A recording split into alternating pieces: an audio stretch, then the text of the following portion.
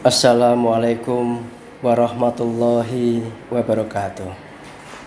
Bismillahirrahmanirrahim. Alhamdulillah wa syukurillah wa nikmatillah wa la haula wa la quwata illa billah. Asyhadu an la ilaha illallah wahdahu la syarikalah wa asyhadu anna Muhammadan abduhu wa rasuluh la nabiyya ba'da. Kepada seluruh pegawai PKU Muhammadiyah Cepu dimanapun Anda berada, semoga di masa pandemik ini kita selalu dapat perlindungan oleh Allah Subhanahu wa Ta'ala. Dan untuk pasien yang dirawat di PKU Muhammadiyah Cepu, semoga diberi kesembuhan. Marilah pertama-tama kita panjatkan puji syukur kehadirat Allah Subhanahu wa Ta'ala, karena pada hari ini kita masih diberi kesempatan, kita masih diberi kekuatan, dan insya Allah kesehatan untuk ibadah puasa kita, untuk karya-karya kita, untuk pengabdian kita kepada umat, kepada pasien, terlebih lagi untuk bangsa dan negara yang kita cintai ini. Sholawat dan salam mari kita haturkan ke junjungan kita Nabi Muhammad SAW beserta keluarganya, para sahabat-sahabatnya, dan insya Allah kita di dalamnya sampai di hari akhir. Bapak Ibu rahimakumullah, berbicara adalah kemampuan manusia yang paling mulia di muka bumi ini. Dapat berbicara merupakan yang menjadi pembeda antara makhluk Allah yang satu dengan makhluk Allah yang lain. Tapi terkadang kita tidak mensyukurinya, bahkan kita menggunakan untuk menyerang orang lain. Padahal Rasulullah bersabda melalui hadisnya, yaitu barang siapa yang menjamin untukku sesuatu yang berada di antara jenggotnya, maksudnya mulut, dan di antara kedua kakinya, yaitu kemaluan, maka aku akan menjamin surga baginya. Selain itu, Allah juga memperingatkan kita dalam surat Al-Humazah, yaitu tentang bahayanya lidah. Seorang humazah yaitu pencela, pengumpat, dan lumazah yaitu pencela. Bapak Ibu rahimakumullah, menghibah orang dari lidah, menghina orang dari lidah, memfitnah orang dari lidah, mengadu domba orang dari lidah, membuat emosi orang lain juga dari lidah. Sebaliknya, membuat orang suka sama kita, membuat orang cinta sama kita, membuat orang kagum sama kita juga dari lidah. Lidah ini sungguh sangat luar biasa. Seringkali kita lihat di TV, media massa, atau di internet, ada banyak sekali orang dengan sarjana yang berlipat-lipat, bahkan seorang profesor, tetapi mereka tidak mencerminkan kepribadian yang baik. Lalu kepribadian baik itu seperti apa? Yaitu dapat dicerminkan oleh apa yang mereka katakan. Gitu. Seringkali kita lihat mereka saling menghina, saling menghujat di waktu pilihan gubernur misalkan. Satu sama lain menjatuhkan. Tidak hanya itu, di pilihan presiden pun juga sama. Bahkan orang yang tidak tahu menahu juga menghujat, seakan-akan dia paling bersih sendiri.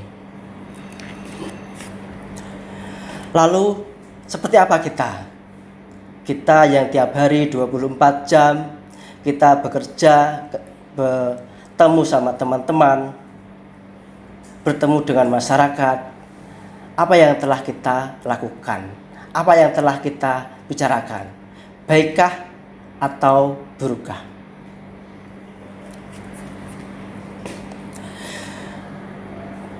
Setan akan selalu menggoda kita. Setiap kali kita melihat seseorang, setiap kali kita mau menyapa orang, setan akan hadir di situ. Kita melihat pegawai lain kumuh, kita ejek, kita hina. Kita melihat misalkan sepatunya rusak atau apa, kita ejek, kita hina. Itulah godaan-godaan dari setan. Dan harusnya seperti apa? Harusnya kalau kita sebelum mengatakan itu, kita harus introspeksi diri. Sudah baikkah kita? Sudah sempurnakah kita? Apa kita tuh lebih baik dari mereka? Dan kalau kita sampaikan bermanfaatkah gitu? Apa hanya membuat sakit hati orang tersebut? Karena Allah berjanji kepada orang humazah, yaitu orang yang mengumpat, dan lumazah, yaitu orang yang mencela.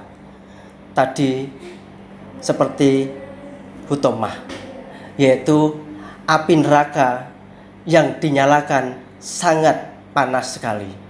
Jika kita terkena kaki, runtuhlah sampai ke hati. Dan jika mengenai kulit, maka akan selalu melengket kepada kulit kita. Na'udzubillahi min dzalik. Bapak Ibu rahimatullah, saya akan bercerita terkait menjaga lisan kita. Suatu ketika ada anak dan seorang bapak. Anak ini sering marah. Lalu ayahnya menyarankan kepada anaknya dengan memberikan paku. Dan setiap anaknya marah, supaya untuk memakunya di pagar belakang rumahnya. Sehari, 2 hari, anak itu banyak sekali menancapkan paku. Sampai berhari-hari, akhirnya si anak itu mulai dapat meredamkan amarahnya. Dan suatu ketika, anak itu benar-benar sudah bisa meredamkan amarahnya. Lalu si anak itu berkata kepada ayahnya, minta izin. Ayah, insya Allah saya sudah bisa meredam amarah saya. Bolehkah saya mencabut paku-paku itu jika saya bisa meredam amarah itu? Hari berganti hari, bulan berganti bulan. Akhirnya paku yang tertancap di pagar itu sudah semuanya tercabut.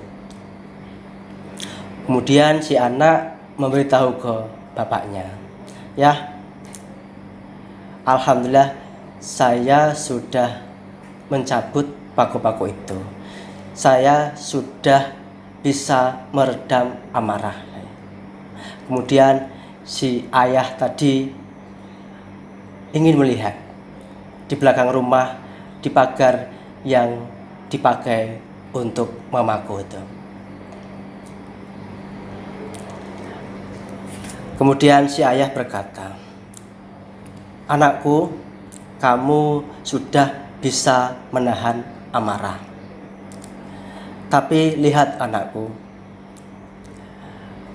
pagar itu masih berlubang walaupun paku sudah dicabut. Begitu juga dengan perkataan yang kamu sampaikan ke orang lain. Walaupun sudah dimaafkan, masih akan tersisa di hatinya.